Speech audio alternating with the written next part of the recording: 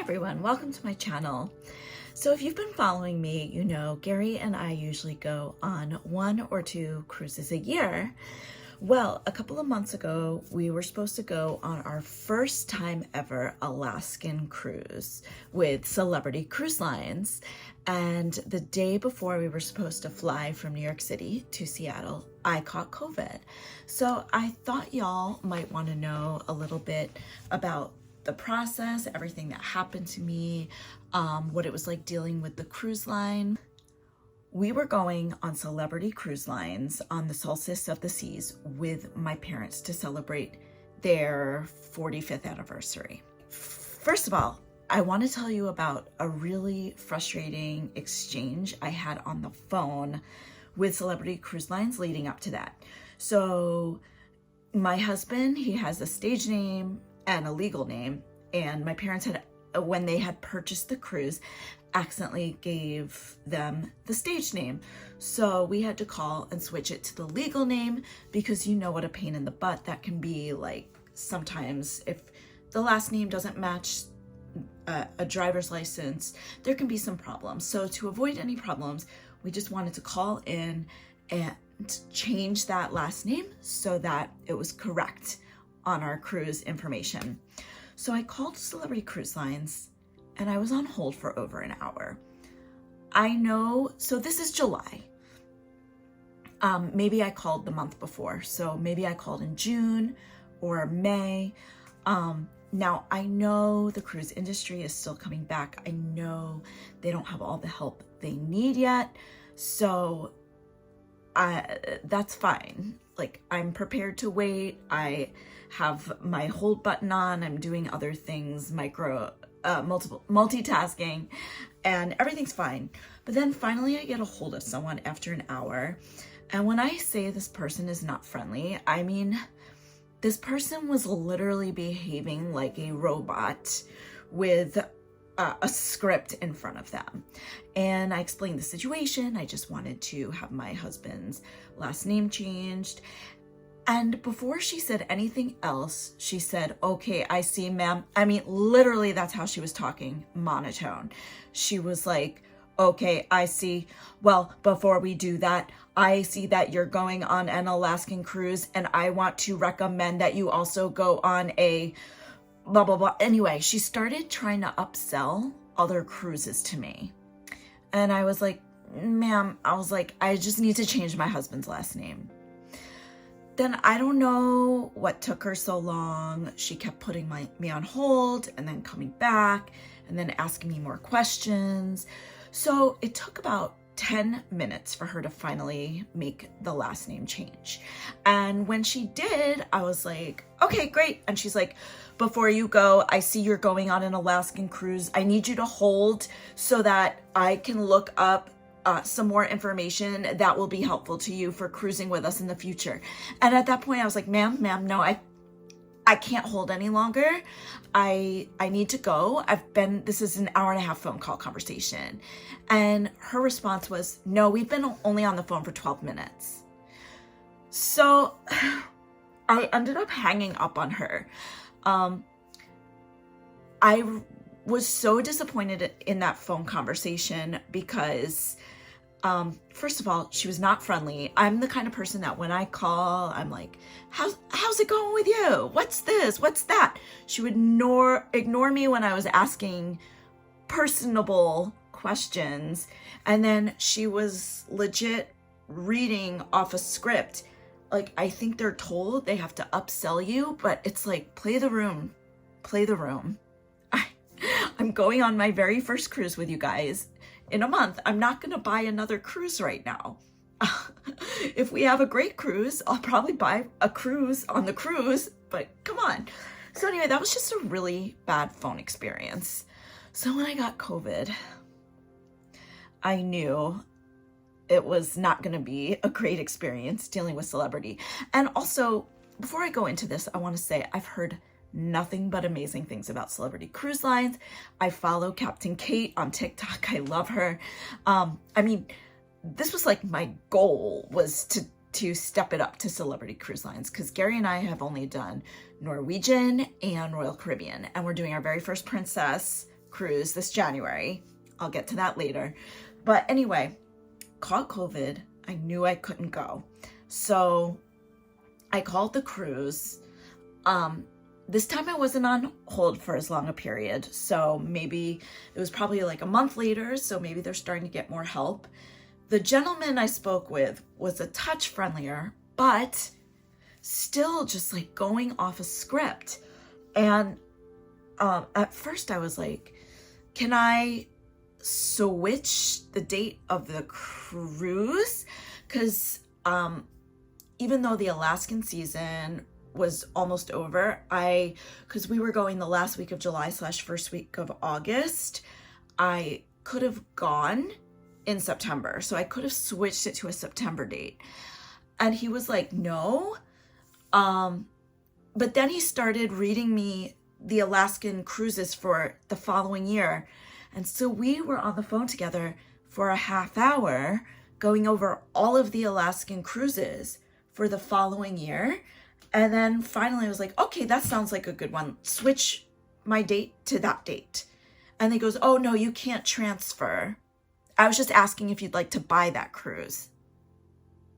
So I was on the phone with him. And by the way, I had a fever. I had COVID.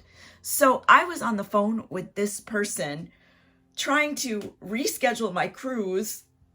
And meanwhile, there is no rescheduling cruises when you have COVID. So then I was like, no, sir, I don't want to pay for another cruise until we get the money back for this cruise. So he was like, oh, okay. And I was like, okay, so what do I do? And he goes, email this address. Email this address? What do I email them? Email them that you have COVID. I was like, what about like my reservation number? Like, is there a protocol? And he's like, no, yeah, include your reservation number. It's like, okay. So after that conversation, I got off the phone with him. I emailed this address, and I want to add that our hotel purchase was included. So with the cruise, and our flight was separate, but it was the hotel, and it was obviously all the excursions, and there was a excursion in Seattle as well. So I emailed, I heard nothing back. I waited a day. I emailed again, and I said, this is my second time emailing.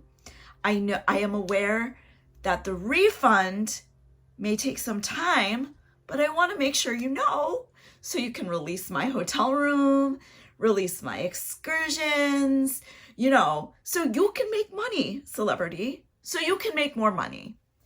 They never responded. My parents went on the cruise without us. I know, burn.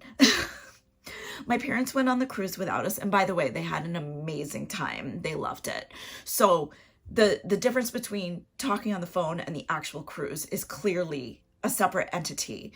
But they never emailed me back. Weeks went by. Finally, because I work like almost every day and I don't have random hours to be on hold. So finally my dad, who the cruise was on his credit card anyway, contacted them and waited on hold for like 4 hours while he's being transferred from one person to the other, because they kept saying, email that address, just email that address. Oh, if she emailed that address, she's fine. Well, it's been a month. No response. It's not okay. So finally, and by the way, I did email them like twice more and was like, please respond. Please confirm that you got this email, and nothing. So, and y'all know Celebrity is not cheap, by the way. Y'all know Celebrity is not cheap, especially Alaska. Oh, also, I did have traveler's insurance, and I did contact them, but, and I got the airplane money back right away, but, they said the insurance is only for once you're on the cruise. But you do get your money back if you have proof of a positive COVID test. So I knew I was in the right. And I even found it in the small print. I knew I was in the right. So finally my dad, after being on hold for 3 hours, gets a hold of someone, and it's just going on, and then finally got an estimate, and he said, okay, we have up to 60 days to refund you from today. And my dad was like, nah, you have 60 days from the day my daughter sent that email, or one of the 10 emails that she has now sent. So it was like, yeah.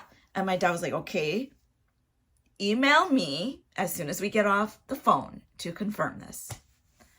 Never got an email. Couple days goes by, never gets an email. Has to do the whole thing again, the whole explaining again. Takes down all the names, and finally we get a hold of someone, and then the return process starts about 2 months after we cruised. But it's just insane to me, because I also want to add that I was sick for a week, and after 1 week I had a negative COVID test, and I still had a week left of vacation time. So we decided to go on a Norwegian cruise last second. You can view that video in one of my other videos. And the Norwegian phone administrator that helped us was so good, so on it. And this could have been like super confusing, because it was like a last second reservation, but he was so great. He gave us like the best room we could have asked for. He was so nice on the phone. He wasn't pushy. And it was just a great experience. And it's funny, because you think of Celebrity Cruise Lines as like a higher tier cruise, but I would say the phone service was the worst.